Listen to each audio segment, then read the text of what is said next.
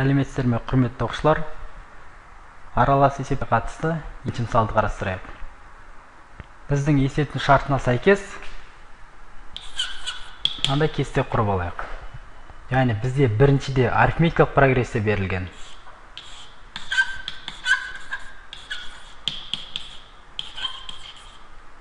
Екінші геометриялық прогрессия берілген.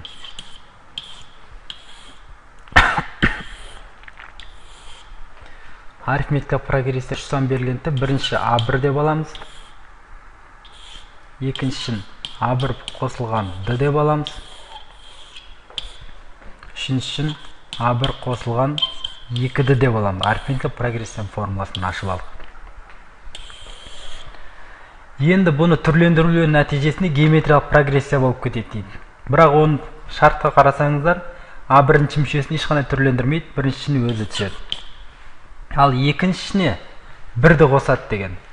А1 қосылған Д плюс 1 болады сонда.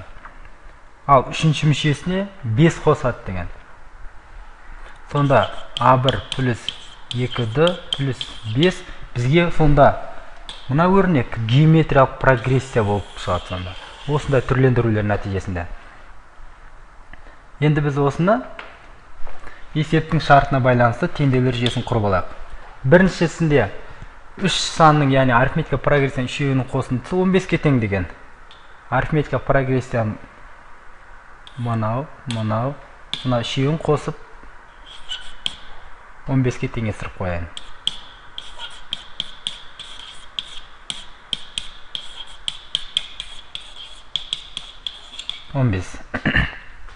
Енді мына үшеу геометриялық прогрессия болғандықтан осы үшеуін геометриялық прогрессияның қасиетіне саламын. Яғни екінші мүшесінің квадраты, яғни ол мынау. Екінші мүшесінің квадраты екі шетінде тұрған екі мүшелердің көбейтіндісіне тең. Соны жазып қоямын. А1 плюс Д плюс 1-дің ортасындағы квадрат тең ба екі шетіндегі мүшелердің көбейтіндісіне.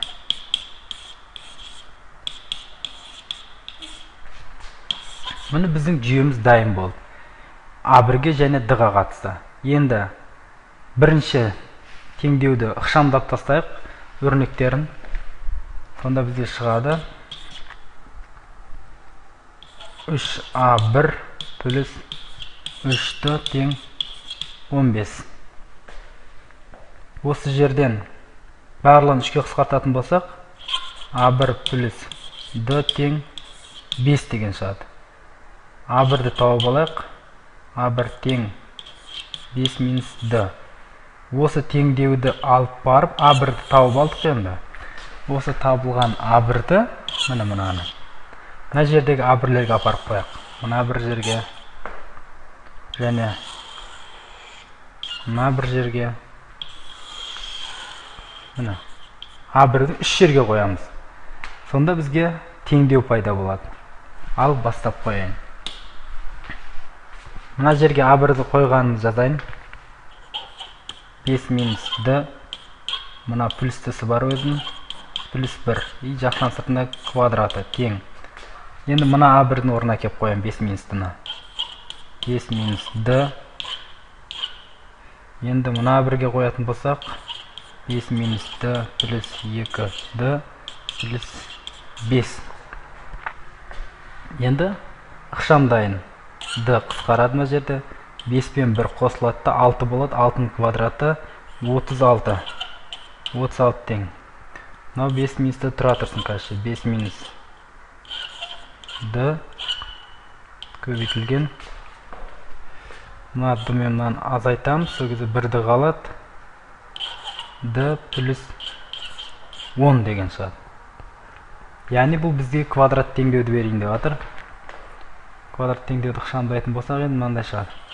36 тең 5D плюс 50 минус D квадрат минус 10-да. Міне осы теңдеуді шешу үшін енді біз Барлығын бір жаққа жинақтайық. Қазір мен бұл кішірейіп бастайын.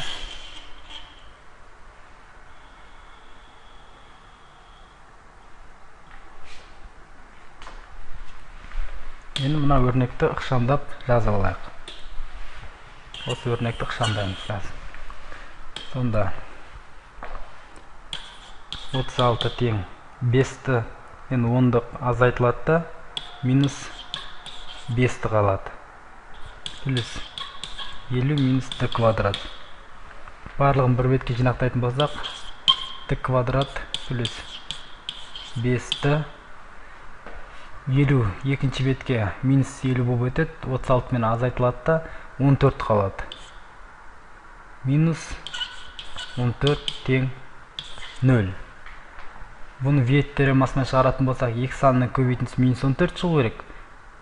Қосындысы минус 5 болу керек.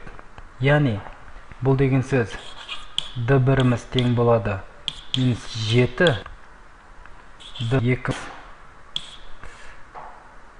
тең болады 2.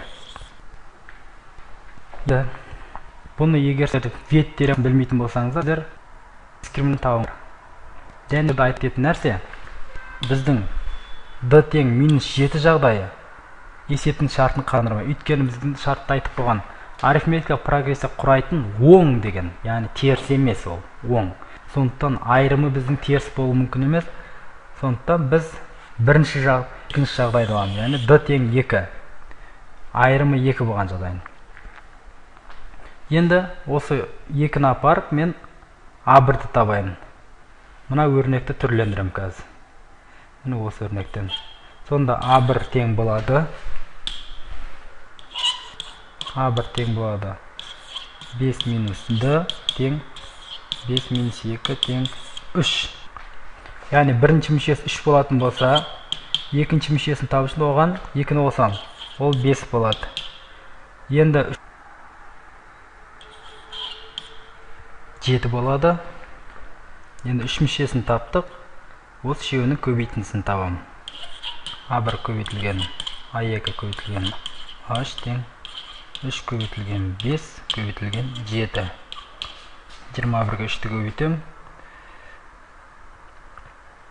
Жоқ, 35-ге 3-ті көбейтетін болсам 105 болады. Мінекей есептің жауабы табылды. Уақыт бөліп тыңдағандарыңызға рахмет. Сіздермен бірге болған Ермек Алханұлы.